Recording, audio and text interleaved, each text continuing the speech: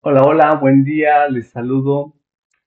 Esta es una presentación para el Congreso Interdisciplinario de Energías Renovables, Mantenimiento Industrial, Mecatrónica e Informática 2024. Yo les voy a presentar nuestro trabajo de cómputo paralelo eficiente de cúpulas de Bernstein multidimensionales para el modelado no lineal de dependencia de variables aleatorias. Presentamos el doctor Víctor Miguel Hernández Maldonado de Infotec, el doctor Arturo Erdeli de la UNAM de Zacatlán y el doctor Martín Díaz Viera del Instituto Mexicano del Petróleo. Esta es la agenda de esta presentación. Antes que nada, le estoy diciendo que estoy monitoreando esta presentación para 15 minutos. Bueno, tenemos una introducción, planteamos el problema, les hablamos de cópulas como una solución a este problema, los problemas que implica usar las cópulas, que es la cúpula empírica, no digamos problemas, sino eh, una desventaja pudiera ser. La propagación es una solución a esta desventaja. Presentamos el algoritmo, hacemos algunas estimaciones y presentamos algunas conclusiones y mostramos nuestras referencias. Bien, en la modelación geológico-petrofísica de yacimientos, existe la necesidad de establecer modelos de dependencia entre la porosidad y la permeabilidad. Como es bien sabido en la industria del petróleo, la propiedad petrofísica de la permeabilidad es muy importante y esta propiedad normalmente se suele modelar a través de modelos lineales y se utiliza a la porosidad como variable secundaria, pero eso es demasiado, demasiado negativo porque la permeabilidad siempre muestra un comportamiento no lineal. Entonces, podemos obtener la permeabilidad aprovechando la información disponible que está en otras variables y comúnmente se utilizan los modelos con supuestos de dependencia lineal, lo cual acabo de decir que no es la mejor opción. Consecuentemente, su uso se limita a pocos casos. Una alternativa son las cúpulas, otra alternativa es la simulación estocástica, que en otros trabajos ha sido presentada, pero en este se utilizan las cópulas. Son funciones que representan la estructura de dependencia, de hecho están hechas para modelar la dependencia entre variables aleatorias. Son capaces de modelar la relación porosidad-permeabilidad sin limitarse a supuestos lineales. Es generada a partir de una muestra multivariada de datos. Su construcción representa un problema computacionalmente demandante, yo diría muy demandante. Visto de una manera gráfica, este es un scatterplot de porosidad y permeabilidad. Observen ustedes los puntos son los datos. Y véase que muestran una clara dependencia no lineal. La línea naranja es el modelo lineal que claramente no representa la distribución de los datos en este diagrama de dispersión.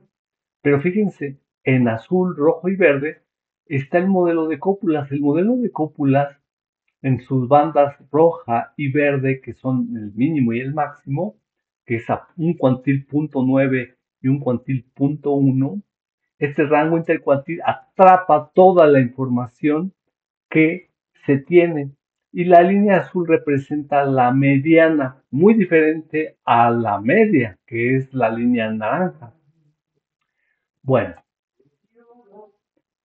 el objetivo particular de este trabajo es desarrollar un algoritmo que permita calcular cópulas empíricas multidimensionales con un mínimo de recursos computacionales. Ya vimos, acabamos de mostrar que es una herramienta poderosa, pero tiene una complicación que computacionalmente es muy demandante. Bueno, aquí hay dos problemas. Una, almacenar matrices de tipo punto flotante en la computadora generan arreglos demasiado grandes que ocupan mucho espacio y se se acaban la memoria RAM. Y el otro problema es que construirla es una tarea tan ardua de tantos cálculos que es casi, es muy difícil obtener resultados prontos utilizando la cúpula porque demanda demasiados cálculos y ocupa mucho espacio. Entonces, todo esto afecta a la velocidad de cómputo. Bien, pero existe el enfoque de cópulas. Una cópula es una función, imaginemos que una pirámide cuadrada. Ahora esta pirámide vamos a dividirla en cuatro y vamos a tomar una cuarta parte de esa pirámide dividida. Bueno, pues eso es una cópula. Una cópula tiene tres propiedades principales. La primera, toda cópula evaluada en cero es cero. Eso equivale a caminar sobre la base de la pirámide. Nunca vas a subir la pirámide si caminas por la base. Siempre va a tener un mismo valor y en este caso es cero. La otra propiedad es que si caminas por la superficie de la pirámide o del cuarto de pirámide, siempre va a valer la identidad. Si yo camino por la parte de U, siempre voy a ir aumentando los valores con respecto a U. Recordemos que la cúpula va de 0 a 1, entonces esta línea va de 0 a 1 y va creciendo de manera continua. Por dentro de la cúpula tenemos puntos que van incrementando su valor. A esta propiedad se le llama 2 creciente. Ahora, las cúpulas tienen un máximo y un mínimo, tienen dos límites, se llaman los límites de Fréchet-Hopling y toda cúpula no puede ser menor a esto que se observa aquí y no puede ser mayor a esto que se observa aquí. Esta cúpula que tenemos, el cuarto de pirámide que tenemos del lado izquierdo de la pantalla, es lo que representa un modelo lineal. Si ustedes caminan sobre la diagonal de este cuarto de pirámide, siempre van a tener un valor constante que no se mueve, como la línea naranja que mostré hace un momento, en donde todo lo que sucede adentro de esto no me importa, yo voy sobre esta línea. Esto representa un modelo lineal, pero no me está hablando de dependencia, por lo menos en términos de regresión lineal. En términos de cúpula, aquí se está observando que sí, que hay una gran dependencia. Bueno, ahora, si tenemos 15 datos, este es un scatterplot de 15 datos, de valores aleatorios que van del 0 al 1.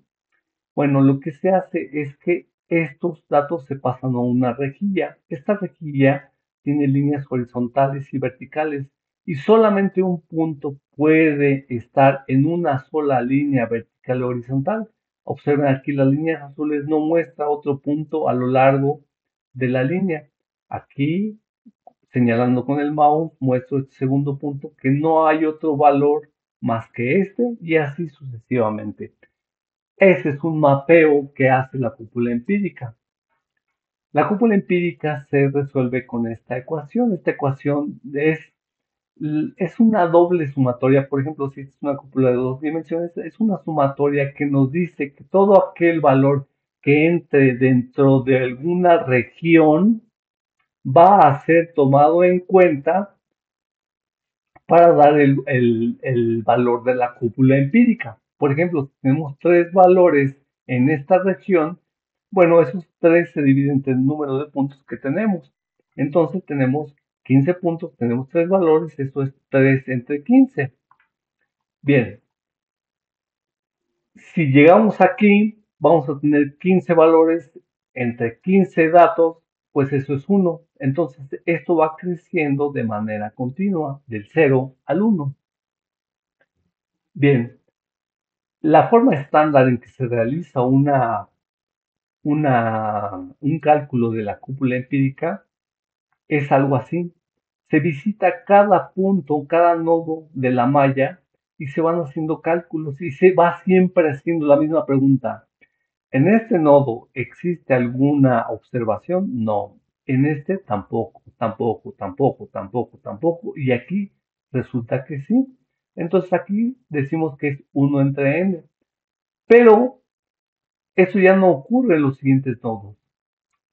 Si subimos, observamos aquí que hay un nodo, una observación que se presenta en esta región y decimos que es 1 entre n, pero en esta región resulta que ya aparecen dos observaciones, eso es 2 entre n.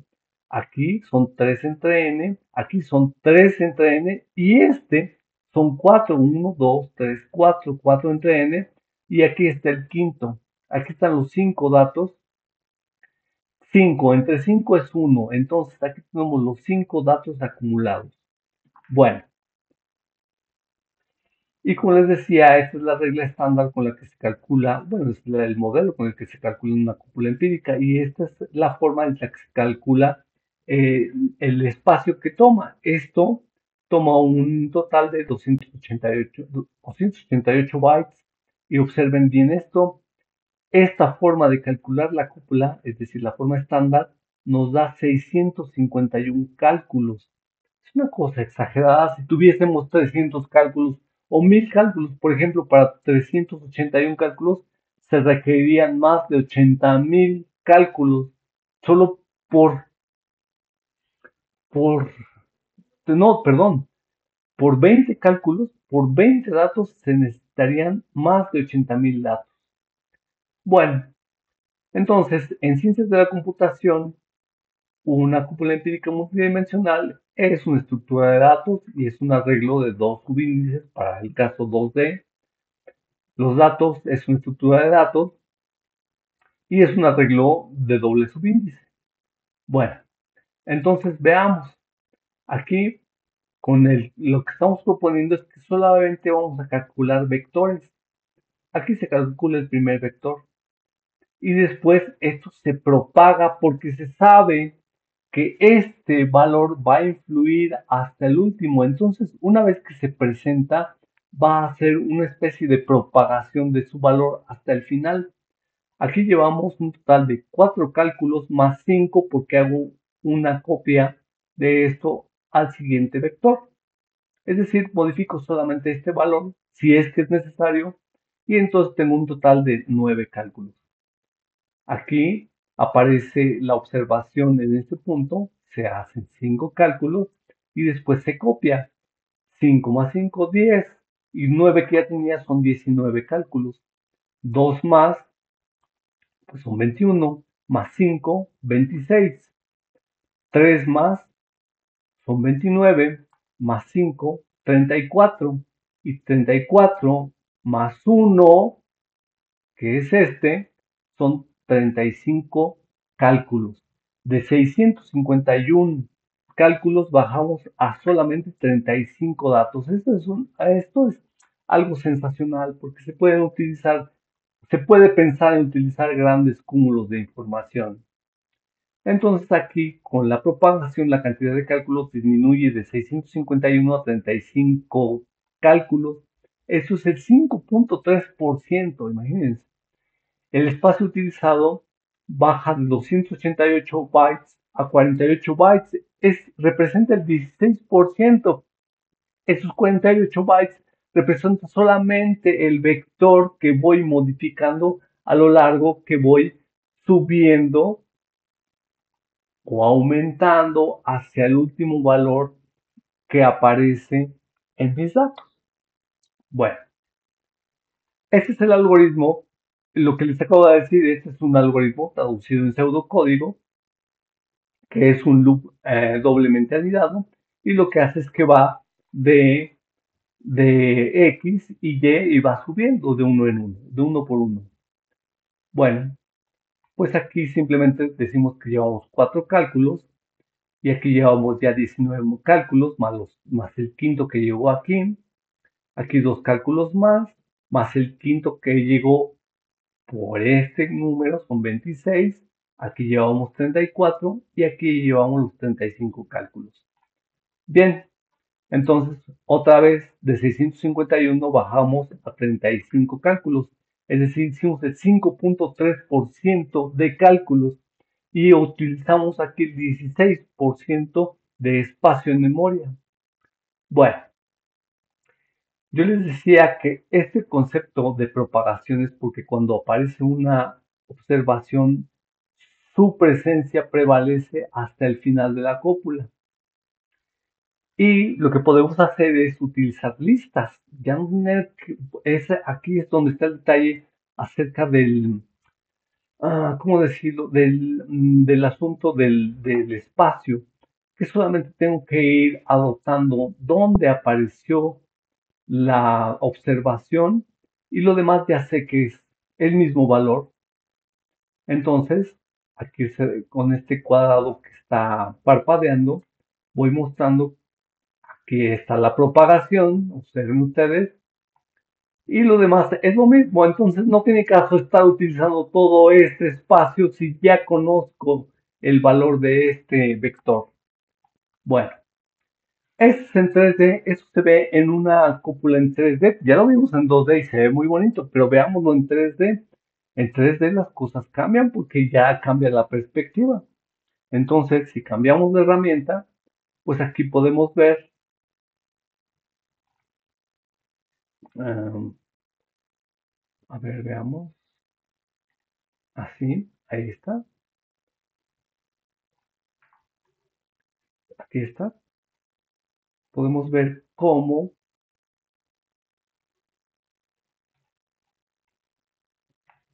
ahí está, cómo aparece la cúpula. Aquí están las 5 observaciones, pero están apareciendo en 3 dimensiones. Y eso es una cosa extraordinaria porque podemos darnos una idea de cómo se ve una cúpula empírica en 3 dimensiones. Y eso es algo muy padre, es muy bonito. Bueno, y aquí vemos cómo aparece, ya está el eje Z, que nos está diciendo, oye, en X1 aparece un dato, en Y igual a 2, 1, 2, aparece otro dato, y en Z, 1, 2, aquí está el dato. Y así sucesivamente, 5,5,5 está el último dato. Aquí es como estamos viendo las propagaciones. Aquí vemos otra vez el algoritmo. Y por ejemplo, para 3 dimensiones tenemos 6,975 a 55 operaciones, es el 0,8%. De 1,728 bytes a 12 bytes es el 0,7%. Entonces, como algunas estimaciones, aquí tenemos que el método naive o el estándar es del orden de milésimas y ocupa un espacio de 564 kilobytes de un valor flotante, y que con este algoritmo también es del orden de milésimas y ocupa 760 bytes, que va de kilobytes a bytes. Fíjense, el método estándar, 2 minutos 20 segundos para resolverse, por ejemplo, para el caso que les puse al principio, que es el de 380 datos, y aquí está con el que proponemos a 32 milésimas, de 2 minutos a 32 milésimas, de 5 horas a 1,73 segundos. Esto es una cosa extraordinaria. Entonces, el algoritmo aquí presentado realiza cálculos de una forma rápida y el almacenamiento es mínimo con respecto al método de cálculo naive o estándar. Utiliza el algoritmo que nos permite realizar cálculos de la cúpula, consecuentemente describe la dependencia de propiedades petrofísicas con un esfuerzo computacional razonablemente rápido. Una desventaja de este algoritmo es que no almacena toda la cúpula empírica multidimensional y debe ser recalculada cada vez que se requiera. Pero como ya dije, si voy almacenando esos vectores que voy calculando, puedo tener toda la cúpula empírica. Entonces, esa desventaja se ve mitigada en el momento en que yo sé que se está dando el fenómeno de propagación y que lo voy tomando en cuenta. Un trabajo futuro será implementar este algoritmo en cómputo paralelo y que solamente sea uso de lista para colectar los resultados. De hecho, ya se hizo, ya tenemos los resultados de cómputo paralelo y de hecho son estos cálculos que les acabo de mencionar aquí. Bueno, estas son las referencias, esos son trabajos que nosotros ya hemos presentado acerca del uso de cúpulas empíricas o cúpulas de Bernstein, por ejemplo, para el modelado de propiedades petrofísicas.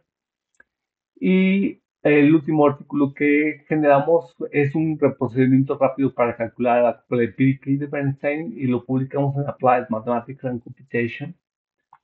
Bueno, pues eso es todo de mi parte. Muchas gracias. Comentarios, preguntas, pues ya lo veremos el día en que nos estemos viendo. Muchas gracias y hasta pronto.